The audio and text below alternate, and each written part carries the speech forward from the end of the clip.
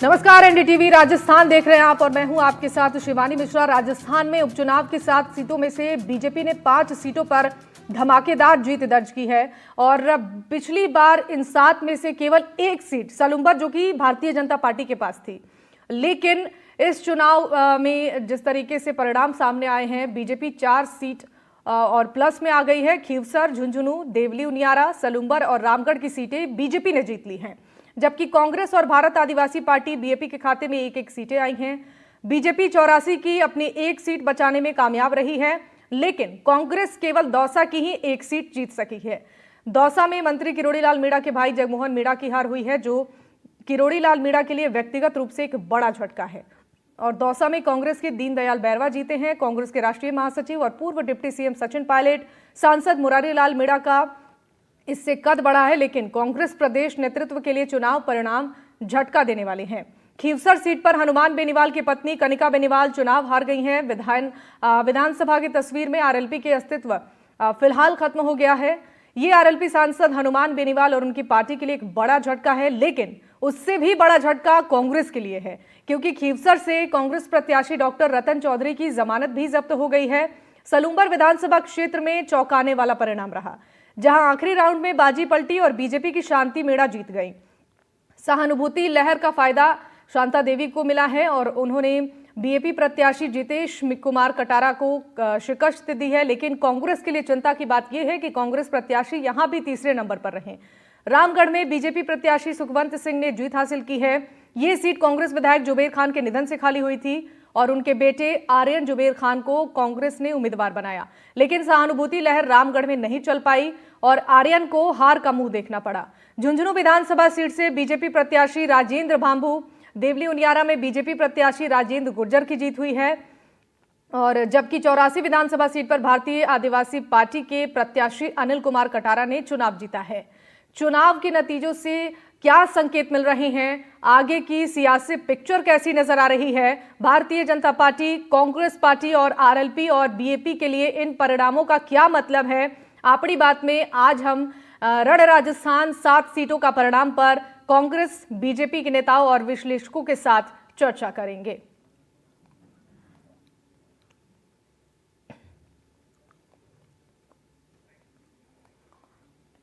तो खीवसर में हनुमान बेनीवाल की पत्नी कनिका बेनीवाल को हार का सामना करना पड़ा।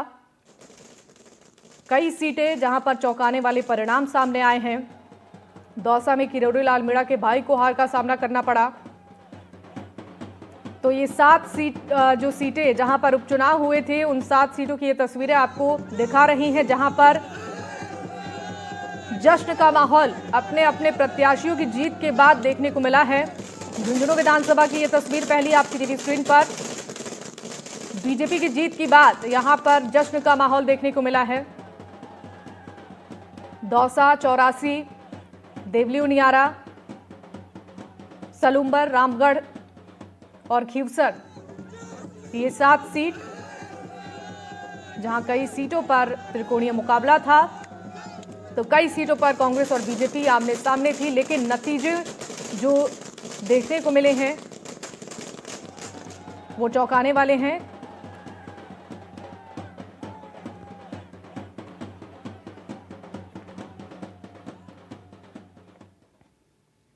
तो चलिए, इस पर चर्चा करने के लिए हमारे साथ कुछ खास मेहमान जुड़ गए हैं, जिनका परिचय हम करा दें आपसे। आशुतोष रावत जी हमारे साथ जुड़ चुके हैं, वरिष्ठ पत्रकार हैं, बहुत स्वागत है सर आपका। प्रियदर्शी भटनागर जी हमारे साथ कांग्रेस प्रवक्ता हैं, बहुत आपका भी स्वागत है। लक्ष्मीकांत पारिक जी हमारे साथ जुड़ चुके हैं, जो कि भारतीय जनता पार्टी के प्रवक्ता हैं। शुरुआत मैं लक्ष्मीकांत जी से ही करना चाहूंगी और बहुत बधाई लक्ष्मीकांत जी, जिस तरीके से नतीजे भारतीय जनता पार्टी के पक्ष में आए हैं। सबसे पहले ओवरऑल 7 सीटों को लेकर आपसे ये जानना चाहेंगे, जिन सीटों पर भारतीय जनता पार्टी ने जीत हासिल की है और जिन सीटों पर हार भी बीजेपी की हुई है, इसको लेकर क्या आप कहेंगे? सब राजस्थान की जनता को मैं साधुवाद व्यक्त करता हूं, क्योंकि भारतीय जनता पार्टी के मुख्यमंत्री बनने के पश्चात माननीय भजन लाल जी के विकास कार्य पर आज बोर्ड लगाने का काम किया।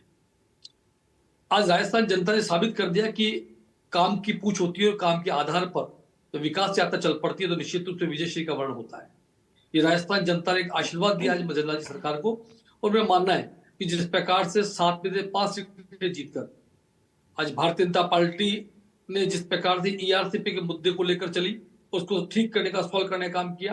राजस्थान में माननीय भजनलाल जी ने 15 तारीख को मुख्यमंत्री बनने पास 16 तारीख को एसआईटी गठन कर राजस्थान के युवाओं के साथ न्याय करने का काम किया और राजस्थान के अंदर पेपर लीक माफियाओं को सड़कों पीछे डालने का काम किया। जिस प्रकार से राजस्थान के यशस्वी मुख्यमंत्री ने 35,000 से अधिक युवाओं को रोजगार देने का और उन्हें नियुक्ति पत्र देने का काम किया। राजस्थान के किसानों को किसान निधि बढ़ाने का काम किया। राजस्थान की जनता को पेट्रोल डीजल में 2 रुपए वेट कम कर उन्हें सुरक्षा देने का काम किया। यदि मैं सीधे तौर पर कहूं तो इस बार राजस्थान में जिस प्रकार से गर्मी की भीषण गर्मी में बिजली कमी नहीं आने दी और ऊर्जा की जो जितने भी हमारे संयंत्र है उन सबको चालू करने का काम किया। धौलपुर का हो या अन्य सभी को चालू करने का, सौर ऊर्जा के माध्यम से राजस्थान को बिजली के क्षेत्र में उन्नतिशील और प्रगतिशील राजस्थान बनाने का काम किया। इस प्रकार के काम करने के बाद राजस्थान की जनता ने आज 5 स्थानों पर भारतीय जनता पार्टी को विजय श्रवण कराया। और कांग्रेस की स्थिति बात करूं तो कांग्रेस कई सारे स्थानों पर 30 स्थान पर चली गई है। यह आत्मनिर्भर कांग्रेस का करने का विषय निश्चित रूप से जिन 2 सीटों पर चुनाव हारे वहां पर आत्मविश्लेषण करने का काम हमारा भी है। समीक्षा करेंगे किन कारणों से हारे, किन कारणों से हमें 7 में से 5 सीटें क्यों मिली, ये निश्चित रूप विवेचना का विषय है। समीक्षा होगी और समीक्षा बाद जो भी मंथन निकल कर सामने आएगा आप सबके समक्ष होगा। बिल्कुल ठीक है। एक बार हम रुख करना चाहेंगे प्रियदर्शी भटनागर जी का। प्रियदर्शी जी, देखिए तस्वीरें तो बिल्कुल बदल गई। जहां कांग्रेस पार्टी के खाते में कई सीटें थी उपचुनाव से पहले, लेकिन जो रिजल्ट सामने आया है वो तो चौंकाने वाला है। कांग्रेस को कहीं ना कहीं बड़ा झटका हम कह सकते हैं।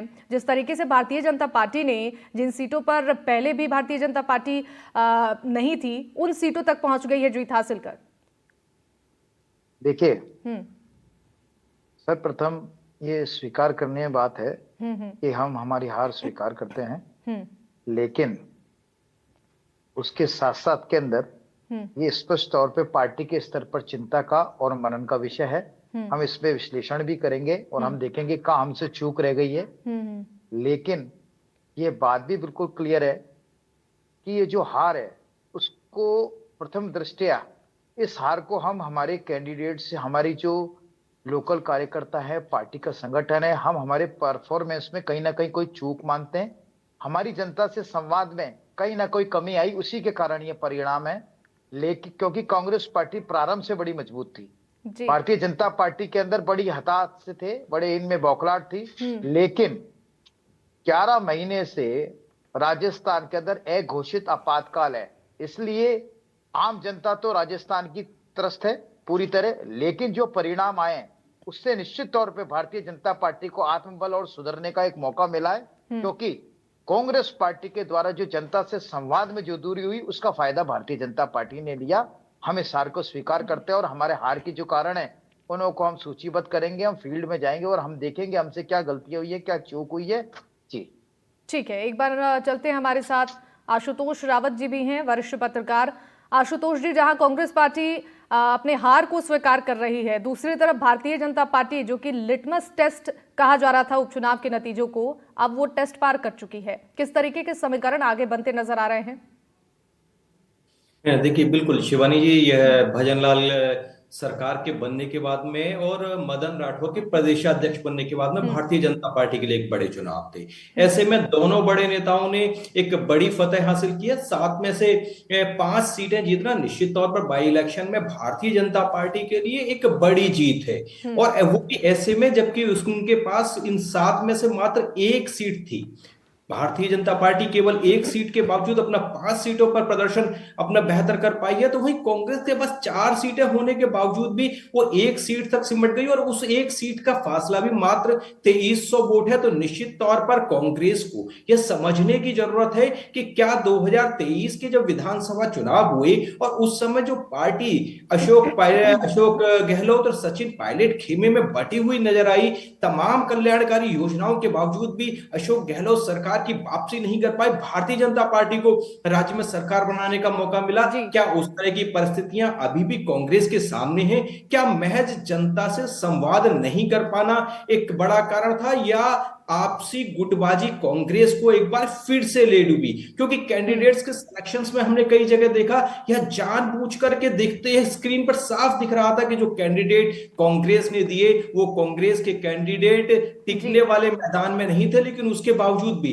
जो उनके बागी थे उनको मनाने की कोशिश भी नहीं की गई। तो संगठन के तौर पर, संगठनात्मक तौर पर कांग्रेस बहुत कमजोर नजर आई। हालांकि विधानसभा के बाई इलेक्शन की घोषणा से पहले कांग्रेस निश्चित तौर पर मजबूत राजस्थान के अंदर दिख रही थी, लेकिन जैसे ही चुनाव की घोषणा हुई, कैंडिडेट्स का सिलेक्शन हुआ, कास्ट इक्वेशंस को भारतीय जनता पार्टी ने साधा और उसके साथ में कांग्रेस की आपसी फूट जैसे ही सतह पर आई, कांग्रेस ताश के पत्तों की तरह बिखर गई। और एक सीट जो दौसा की सीट मिली है, वहां भी मैं महत्वपूर्ण बात कहना चाहता हूं कि मैं उसको कांग्रेस की जीत नहीं मानता हूं, वहां भारतीय जनता पार्टी के अंदर आपसी फूट, आपसी खींचतान, जिसका जिक्र किरोड़ीलाल मीणा भी कर चुके हैं और जगमोहन मीणा भी कर चुके हैं कि कुछ लोग विभीषण बने। मुझे लगता है कि वहां भी जो 2300 वोटों का जो फासला रहा, जिसकी वजह से भारतीय जनता पार्टी इस सीट से पीछे रह गई, शायद उसका भी कारण भारतीय जनता पार्टी की अंदरूनी राजनीति है। कांग्रेस को शायद वो सीट भी उतने जिससे वो अपनी जीत के तौर पर प्रस्तुत कर पाए। हालांकि नंबर निश्चित तौर पर एक उनका बढ़ा है,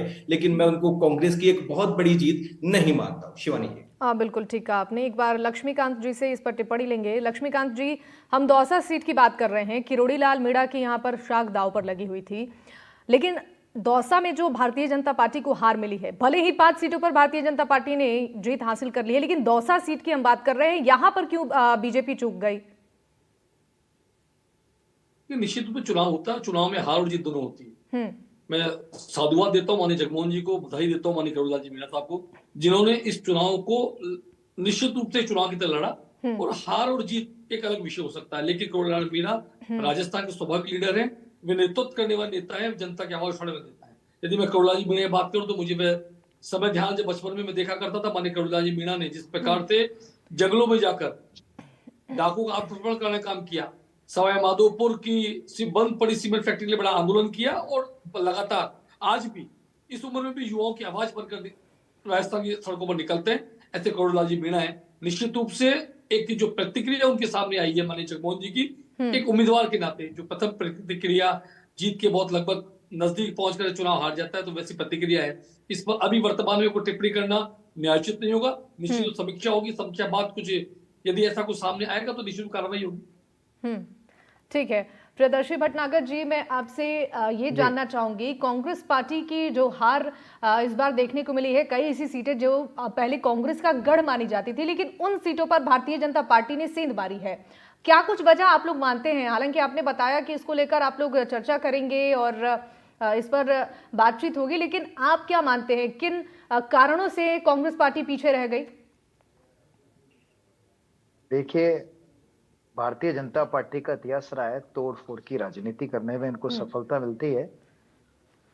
जो सीटें हम आ रहे हैं वहां पर भी इन्होंने हमारे पार्टी के नेताओं को तोड़ा और हमारे खिलाफ माहौल तैयार करा, जिसके अंदर ये सफल भी हुए। लेकिन जो दंश इन्होंने हमको दिया था उसका एक उदाहरण इनको दौसा में भी प्राप्त हुआ। दौसा में आपने देखा, जैसे किरोड़ीलाल मीणा जी कह रहे हैं कि मेरे सीने के अंदर बाणों को मारने की क्या जरूरत थी भीतर गातियों को, तो जो गुटबाजी भारतीय जनता पार्टी की पूरी प्रदेश स्तर पर है जी, उसके सिर्फ एक झलक दौसा पे नजर आई है। लेकिन हमारी कांग्रेस पार्टी के द्वारा, जो मैंने जैसे पहले बोला कि हमारे द्वारा चुनाव मैनेजमेंट के अंदर चूक का फायदा भारतीय जनता पार्टी ने ले लिया। हमसे कहीं ना कहीं जनता के साथ में संवाद करने में, जो लोकल इशू हैं उसके ऊपर जनता को हमारे पक्ष में लेने में, समर्थन प्राप्त करने में चूक हुई। उसका बेनिफिट भारतीय जनता पार्टी को मिला है। लेकिन पूरे प्रदेश के अंदर यह सर्वविदित है कि राजस्थान में सरकार नहीं सर्कस चल रहा है। एक काम ऐसा नहीं है जो उन्होंने जनहित का किया हो। अभी मेरे साथी प्रवक्ता भारतीय जनता पार्टी के बोल रहे थे, लेकिन ये फैसला तो जनता का था। ये फैसला प्रियदर्शी जी जनता का था ना। आप जो आरोप लगा रहे हैं भारतीय जनता पार्टी पर कि पार्टी में आपके फूट डाली गई, और जिस तरीके के ये आरोप आप लगा रहे हैं जनता को लेकर भी, लेकिन ये जो फैसला था ये जनता का ही था ना। देखिए, बिल्कुल मैं आपकी बात से सहमत हूं। मैं जनता को भ्रम पैदा करने में भारतीय जनता पार्टी सफल हुई। उन्होंने हमारी पार्टी के नेताओं को तोड़कर जिस तरीके से सत्ता और सरकार का दुरुपयोग करने के, मशीनरी का दुरुपयोग करके इन्होंने जो अपने पक्ष में माहौल तैयार करना था, उसमें भारतीय जनता पार्टी को सफलता मिली है। उसके सफलता के कारण आज ये झूम रहे हैं, लेकिन उसका उदाहरण आपने दौसा में भी देखा। मैं साफ तौर पे कह सकता हूं, कांग्रेस पार्टी सभी क्षेत्रों में मजबूत थी। आज तक उपचुनावों का इतिहास रहा है, कांग्रेस पार्टी पुरजोर ठीक है, तो ये हम उस हार को स्वीकार करते हैं। लेकिन इस बार इतिहास बदल गया। इस बार इतिहास बदल गया। लक्ष्मीकांत जी से इस पर मैं टिप्पणी लेना चाहूंगी। देखिए, मैं सीधे तौर पर बताऊं हाँ, कि माननीय प्रदर्शनी जी भट्टाचार्य जिस प्रकार से आज कह रहे हैं, मैंने आज से पहले कभी भी किसी कांग्रेस नेता की पोलिंग के बाद आज तक सरकारी मशीन दुरुपयोग की बात नहीं सुनी। चुनाव हारने के बाद कांग्रेस के लोग जिस प्रकार से यहाँ पर बयान लगा कि आपको चुनाव हारने के बाद की प्रतिक्रिया है, ये वो प्रतिक्रिया किसी अपराध को करने के बाद सरकार जब अपनी बताता है कि मुझे क्या बयान देना है, वह बयान है पूरी सरकार को एक-एक करके बोलिए। लक्ष्मीकांत जी को जवाब पूरा करने दीजिए। आपको बोलना जितना बोलना है बोल लें। हाँ बिल्कुल ठीक है, आप बोलिए। भट्टाचार्य जितना बोल सकते हैं बोले, या फिर मुझे बोलने दें। अपनी बारी का एंजॉय करें। बोलिए, मैं सीधे तौर पे दो बातें कहना चाहता हूँ। जी बताइए। मेरे फाजिल दोस्त अब यहाँ पर ये कह रहे थे कि दौसा की जीत उनकी जीत है और बाकी जगह हार उनकी हार नहीं है, और भारतीय जनता पार्टी का रणनीतिक तरीके से भारतीय जनता पार्टी जीती है। निश्चित रूप से चुनाव में रणनीतिक रूप से जीतना और रणनीति तैयार करना भारतीय जनता पार्टी का काम है। हम राजनीतिक दल के कार्यकर्ता हैं, इसके नाते हमने अपनी रणनीति बनाई, रणनीति में सफल रहे, बात बिल्कुल सही है। दूसरी बात, जिस प्रकार से मेरे अभी यहाँ पर बात कर रहे थे, मैं समझता हूँ राजस्थान की जनता ने माननीय भजनलाल जी के 11 महीने कार्यकाल पर मोहर लगा दी है। ये लोग, कांग्रेस लोग कहते हैं लिटमस टेस्ट होगा, आज लिटमस टेस्ट की बात क्यों नहीं करते? कल तक ये कहते थे, बड़ी जोर से चैनल पर बैठ कर करते थे, कल जब रिजल्ट आएगा तो तय हो जाएगा कि भजनलाल जी की सरकार ने वो काम नहीं किया और 7वें दिन की सीटें नहीं आने वाली। लेकिन आज सब सीटें स्वीकार करिए कि भजनलाल जी सरकार राजस्थान ने काम किया है, ये मुद्दे को लेकर काम किया, सुविधा को लेकर काम किया, युवाओं के काम तो गिना दीजिए पारिक साहब। 17 लाख युवाओं के साथ पेपर लीक के मामले पे खिलवाड़ किया था, उसको रोकने का काम किया। राजस्थान के किसानों को निधि देने का काम किया, राजस्थान के किसानों को समय पर बिजली मिल सके इस बात का काम किया, राजस्थान के आवाम को की राजनीति में आपको सफलता मिली है, इस काम को किया। तो मैं समझता हूँ राजस्थान के 11 महीने कालखंड में जितना काम भजनलाल जी सरकार ने किया है, क्या गहलोत जी कल्पना कर भी नहीं सकते थे। अब आप कांग्रेस की बात करता हूं मैं। जातिवाद के पर्याय बन चुकी कांग्रेस इस समय लगी हुई थी कि जाट नेता हो हमारा, गुर्जर नेता हो हमारा, माली नेता हो हमारा, या एसटी का नेता हो हमारा, इस खंड में विभक्त हो गई थी कांग्रेस और अल्पसंख्यकों के पीछे दौड़ने लगी थी कांग्रेस, जिसका परिणाम राजस्थान की जनता ने, हिंदुस्तान की जनता ने दिया है। जब हम कहते हैं, बार-बार कहते हैं, जब हम बार-बार कहते हैं तुष्टिकरण राजनीति कांग्रेस करती है, महाराष्ट्र की जनता ने आज पर मोहर लगा दी कांग्रेस को। जिस प्रकार का आईना हिंदुस्तान जनता दिखा है, वह आईना देख ले, उसके बाद बात करें कांग्रेस के प्रवक्ता। मुझे लगता है कल तक कांग्रेस के प्रवक्ता भाई गाइडलाइन हो रहेगी, और क्या होगी? ईवीएम मशीन का दुरुपयोग किया, चुनाव आयोग में भी आपको एक-एक करके बोलिए। आपके पास आऊंगी मैं, आपके पास लौटूंगी। एक बार लक्ष्मीकांत जी को अपनी बात तो पूरी कर लेने दीजिए। इसके अलावा बताता हूँ आपको स्थिति क्या होगी जब इनके खिलाफ सुप्रीम कोर्ट का फैसला आ जाए, तो ये कोर्ट पर प्रश्न खड़ा करते हैं। चुनाव परिणाम के खिलाफ आ जाए तो ईवीएम पर प्रश्न खड़ा करते हैं, या फिर चुनाव आयोग पर प्रश्न खड़ा करते हैं। अब आज तो जनता पर प्रश्न खड़ा करने लगे। जनता ने भारतीय जनता पार्टी जीत दे दी तो कहते हैं जनता ने जीत दे दी, ये तो हमारे को लोग नेता को तोड़ दिया इसे जीत गए। अरे भाई, वोट तो जनता ने डाली है ना। ठीक है, ठीक है। और जनता ने हमारे कामकाज पे मोहर लगाई है ना। स्वीकार करिए इस बात को कि भजनलाल जी सरकार अच्छे से काम कर रही है, ढंग से काम कर रही है, शानदार काम कर रही है, जानदार काम कर रही है, राजस्थान हित में काम कर रही है।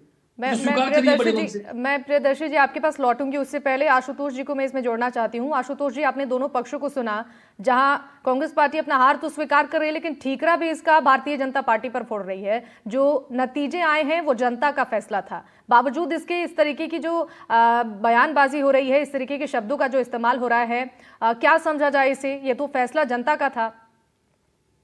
बिल्कुल शिवानी, ये देखिए, कांग्रेस को यह समझना पड़ेगा कि वो दूसरे दलों के ऊपर आरोप लगा करके अपनी स्थिति मजबूत कर सकती है, या वाकई अपने संगठनात्मक ढांचे में अंदरूनी लोकतंत्र को बहाल करके क्या मजबूत हो सकती है। कांग्रेस के साथ दिक्कत यही है कि जहां 4 सीटें उनके पास थी, वहां 4 पर उनकी जमानत जब्त हो गई। और उसके बावजूद भी वो दूसरे पे दोषारोपण करने की राजनीति कर रहे हैं। मुझे लगता है कि अगर कांग्रेस वाकई इस इलेक्शन को राजस्थान के अंदर कैसे लड़ा उन्होंने, अगर इसकी विवेचना करे तो शायद उनको हार के कारणों का भी पता चलेगा। क्योंकि भारतीय जनता पार्टी की इतनी बड़ी जीत की उम्मीद मुझे नहीं लगता है कि भारतीय जनता पार्टी को भी थी। भारतीय जनता पार्टी के नेता भी दबी जबान में मान करके चल रहे थे कि उनको 3 से 4 सीटें मिलेंगी, लेकिन 5 सीटों पर परचम लहराने का मतलब है कि भारतीय जनता पार्टी को बंपर जीत यहां मिली है। और उसका कहीं ना कहीं कारण यह है कि कांग्रेस एक विपक्ष के तौर पर राजस्थान के अंदर फेल नजर आई है। पिछले 11 महीने के अंदर सरकार ने क्या किया उसकी उपलब्धियां तो भारतीय जनता पार्टी के नेता गिना रहे हैं, लेकिन कांग्रेस के लोग सिवाय सर्कस और परचीन 2 वर्ड के अलावा तीसरी सरकार की आलोचना के नाम पर कोई चीज जनता के सामने मुझे लगता है कि नहीं ले जा पाए, जनता को नहीं समझा पाए। क्योंकि अगर जनता को उन्होंने समझाया होता कि सरकार ने क्या नहीं किया या क्या गलत किया है तो शायद इस तरह के परिणाम नहीं होते। मुझे लगता है कि कांग्रेस के लोगों को आत्मविवेचन करना चाहिए। लेकिन इसके साथ में एक चीज और जोड़ने की जरूरत है शिवानी जी, वो ये है कि इन चुनावों के परिणामों का मुझे लगता है कि अगले 4 साल तक हमको राजस्थान की राजनीति में असर देखने के लिए मिलेगा। मुझे लगता है कि इस हार की वजह से जो कांग्रेस है वो विधानसभा के साथ सड़क पर भी हमको कमजोर नजर आएगी और भारतीय जनता पार्टी की भजनलाल सरकार का मनोबल थोड़ा मुझे बूस्ट अप होता हुआ नजर आ रहा है। हनुमान बेनीवाल की हार की वजह से भी मुझे लगता है कि राजस्थान की राजनीति में भजनलाल सरकार के लिए 4 साल एक आसान साल रहने वाले हैं। बिल्कुल ठीक है, आप जवाब ले लेंगे प्रियदर्शी भटनागर जी से। जी बताइए, कुछ कहना चाह रहे थे आप। जी जी जी, मैं निवेदन कर दूं, कांग्रेस पार्टी ने बड़ी मजबूती के साथ में और एकजुटता के साथ में ये चुनाव लड़ा। परिणाम जो आए हम उनको स्वीकार करते हैं, खैर स्वीकार करते हैं। लेकिन भारतीय जनता पार्टी को सिर्फ कांग्रेस के द्वारा जो कमजोर परफॉर्मेंस रहा था उसका इन्होंने बेनिफिट उठा लिया, इन्होंने तोड़फोड़ की राजनीति करके उठा लिया। लेकिन राजस्थान की जनता को भारतीय जनता पार्टी ने अपने कमिटमेंट की पूर्ति से वंचित रखा हुआ है। आज बता दीजिए, ईआरसीपी का कांग्रेस पार्टी ने बिल्कुल खुले तौर पर कहा इन्होंने एमओयू किया है तो आप उसको सार्वजनिक कर दीजिए। आज ये बात करते हैं पानी बिजली के घोषित आपातकाल इन्होंने राजस्थान के अंदर लगा रखा है। सिर्फ जब से 12 महीने की सरकार आई है इन्होंने कांग्रेस की योजनाओं के नाम बदले और उसके अलावा आदि योजनाएं बंद करी है। इसके अलावा इनका राजस्थान की जनता को दिया हुआ कुछ भी नहीं है। हम निश्चित तौर पर करते हैं कि हमारी हार हुई है, हार के कारणों की हम समीक्षा करेंगे, हम मनन करेंगे। हम साफ तौर पे कहते हैं जनता से इन चुनावों के दौरान हम जो मुद्दे थे वो हमसे कहां छूट गए, जनता से संवाद में हमारे कहां कमी रह गई, वो हमारे लिए एक चिंता का विषय है। लेकिन भारतीय जनता पार्टी को उत्साहित होने की आवश्यकता नहीं है क्योंकि जनता उनसे परफॉर्मेंस मांगेगी। हमारे परफॉर्मेंस में कमी आई तो उसके कारण हमारे को नतीजा भुगतना पड़ा। लेकिन भारतीय जनता भी इससे आगाज हो जाए कि आज तक 12 महीने तक भारतीय जनता पार्टी ने जनता को कुछ नहीं दिया है, जनता खाली हाथ है आज भी। ठीक है, इस पर एक छोटा सा जवाब देना चाहूंगी लक्ष्मीकांत जी से, एक फाइनल कमेंट आपसे चाहूंगी। देखिए मैं बता दूं, जिस प्रकार ईआरसी मुद्दे पर कभी भी लंबी बहस करना तैयार हूं, कभी भी आ जाए मेरे पास। तो ईआरसी मुद्दे को जिस प्रकार कांग्रेस ने भटकाने का काम किया, महापाप किया कांग्रेस के माननीय कमलनाथ जी ने और माननीय गहलोत जी ने।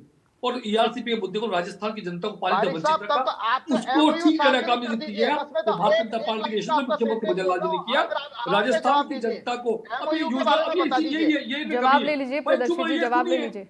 आपको सुनते हैं ना, बताइए आराम से आप बताइए ना, एमओयू के बारे में सार्वजनिक कर दीजिए। परेशानी आप सिर्फ आपको सिर्फ बोल देते हैं, सिर्फ आप बोलते थे एमओयू हुआ था आज एमओयू। अरे मैं आपसे पूछ रहा हूँ, आप बताइए ना। अधिकार आपकी की जनता ने आपसे छीन लिया, एमओयू हुआ ठीक रहेगा आपके लिए। सार्वजनिक क्यों नहीं करते आप उसको, सिर्फ कोरी बात जिस प्रकार से ये कह रहे थे, यानी इन्होंने क्या किया, भामाशाह योजना माननीय वसुंधरा जी की योजना थी उसका नाम बदल चिरंजीवी किया।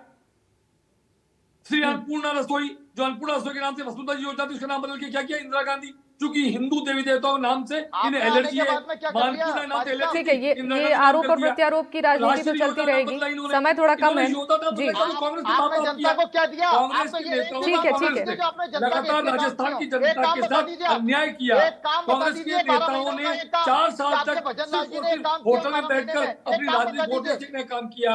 राजस्थान की जनता को याद है जब राजस्थान के अंदर मुख्यमंत्री पद का मुखलिया संघर्ष चल रहा था, लक्ष्मीकांत जी टायर देके राजस्थान जनता ने और होटलों में कैद विधायक लक्ष्मीकांत जी जवाब जनता ने दे दिया है। परिणाम सामने आ चुके हैं। अब मुख्यमंत्री को इस तरीके के आरोप प्रत्यारोप का अब कोई मतलब नहीं रह गया है। जो फैसला था वो जनता ने सुना दिया है। चलिए, आप सभी का बहुत बहुत शुक्रिया हमारे साथ इस खास चर्चा में जुड़ने के लिए। हमारे साथ आशुतोष रावत जी थे, वरिष्ठ पत्रकार, आपका भी बहुत शुक्रिया। प्रियदर्शी भटनागर जी कांग्रेस प्रवक्ता थे, बहुत शुक्रिया आपका। लक्ष्मीकांत पारिक जी भारतीय जनता पार्टी के प्रवक्ता हमारे साथ इस चर्चा में जुड़े थे। आप तीनों का बहुत बहुत शुक्रिया इस चर्चा में शामिल होने के लिए, अपना कीमती वक्त एनडीटीवी राजस्थान के साथ साझा करने के लिए। और इसी के साथ इस चर्चा में फिलहाल के लिए बस इतना ही। तमाम खबरों के लिए आप देखते रहिए एनडीटीवी राजस्थान। नमस्कार।